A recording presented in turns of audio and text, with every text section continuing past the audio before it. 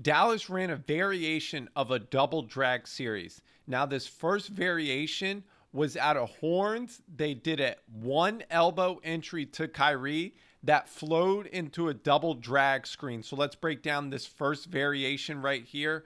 So you can see it's a horns alignment right here. Now Kyrie the one is going to catch the ball elbow extended.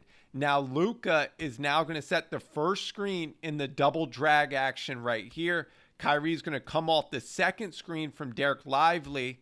He's going to turn the corner. Lively right here is going to roll to the front of the rim. Now watch this great bump right there by Kyrie. He bumps his primary defender. Now he's going to create the space right there to go into his floater. Now the next double drag is just out of their secondary break right here. Kyrie's going to call Derek Jones Jr. up to set the first screen. Now Daniel Gafford right here is going to set the second screen, but he's going to slip out of that screen early because Chet is at the level right there. And when he slips out early, you can see he's going to seal Josh Giddey right there. So that is why he is wide open right there with the low defender right here pulled over because Luka is opposite the ball right here. This was a great after timeout set from the Denver Nuggets in game 3, which they won. It's a Horns V setup, which they enter the ball to the elbow, followed by a rip screen and then a back cut. So let's break down this set and why it was successful. So we see the Horns V formation right here. They're going to enter the ball right here to Jokic, elbow extended at the slot. Michael Porter Jr. right here is going to set a rip screen.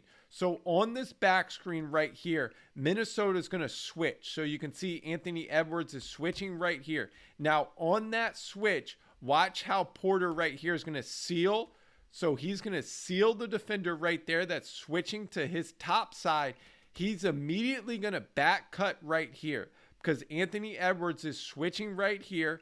Now the corners right here are going to be spaced out. So on this back cut, that allows the middle of the paint to be wide open right there for a finish.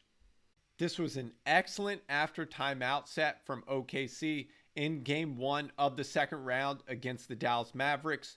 It starts with that pistol action into a 2-down action. So let's break down this set. So it's going to start right here with a 21 step up screen or a pistol action. So that's a 2-man action right here, guard to guard. Now, Isaiah Joe right here, the best shooter on OKC, is going to now slip out of that step-up screen. So watch it again. He's going to slip out right here. Dallas is switching that action. Now, Chet Holmgren right here, who is trailing the play, is now going to set a down screen for Isaiah Joe to come off of. Now, there's two important parts right here to understand. Part 1 right here is Shea going into his Barkley right here, into the mid post with his eyes attached to the inside of his shoulder right here so he can see the whole court. Now the second part right here is watch how Isaiah Joe right here is going to run away from his primary defender right there. Now when he catches it right here, Derek Jones does a good job of getting back into the play. So it's going to be a quick shot fake, reload dribble into a 3.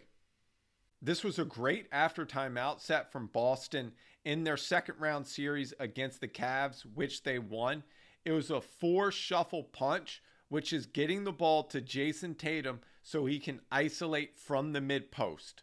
Now let's break down this set. So it's going to start with a pistol action right here. So a dribble handoff at the wing. Now watch Drew Holiday right here. He's going to come from that right corner. They're in their 5-out spacing right here with Jaylen Brown as the trail right here. Now Tatum is the 4 in this alignment, so he receives that DHO, that pistol action. He's going to hit Jaylen Brown at the top of the key. Now he's going to swing it to the second side right here to Al Horford. Now watch Drew Holiday right here set this shuffle screen. The shuffle screen is to get the ball to Jason Tatum at the mid post, so he's going to catch it right here. Now he's playing out of the mid post. Watch this quick spin. So watch his right foot right there. It starts to jab a little bit in that closed stance. He opens up, nothing. Now he's going to quickly spin off that left foot. So watch this again. This right foot is going to wheel all the way around off that left foot. So it's a quick spin off and he can finish baseline. One of the actions we saw from Minnesota in their second round victory over Denver was a 45 action with Cat as the ball handler and Rudy screening for him. So a 45 action is going to be a ball screen with Cat as the ball handler, the 4-man, Rudy Gobert, the 5 right here, setting that screen in the middle third of the court right here. Now, Cat's going to come off this ball screen. Rudy's going to set the screen right here. Now, you can see Jokic is in drop coverage right here. He has to commit right here to Cat with this pass fake. Then the low defender right there doesn't fully tag, which allows Rudy to get behind Jokic right there for a lob. Now we're going to see that same action again, starting in a horns formation right here. Cat's going to set the step-up screen. Now he's going to pop. Now we're in that 45 action right here. Gobert's going to flip the angle of the screen.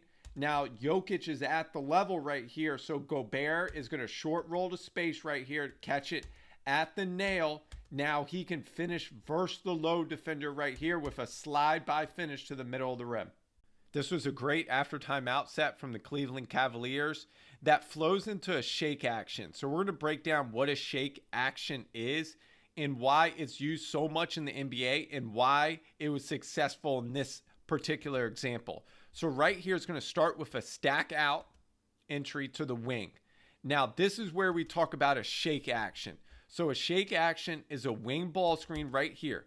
Now Mobley is going to set this ball screen and then he's going to roll once the ball handler turns the corner right here. Now, Boston is in drop coverage, so they're going to go over the ball screen, but the screener's defender right here is in drop coverage, so his job is to play the ball handler and the roller right here. Now, the shake up right here is going to be the left corner.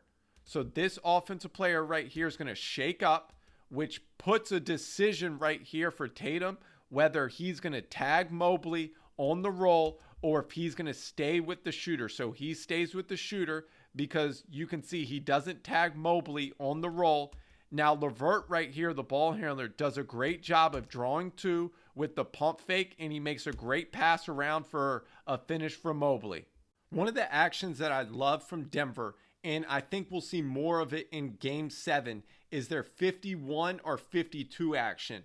But it's where Jokic is the primary ball handler in a ball screen. So Murray right here does a great job of flipping the angle of the screen right here. He's going to barrage out the screen right here. So you can see he flips the angle. So now he's screening Gobert right there. So now Jokic has a clear path to the rim right there because Anthony Edwards doesn't know whether to commit or to stay and then get back to Murray right there.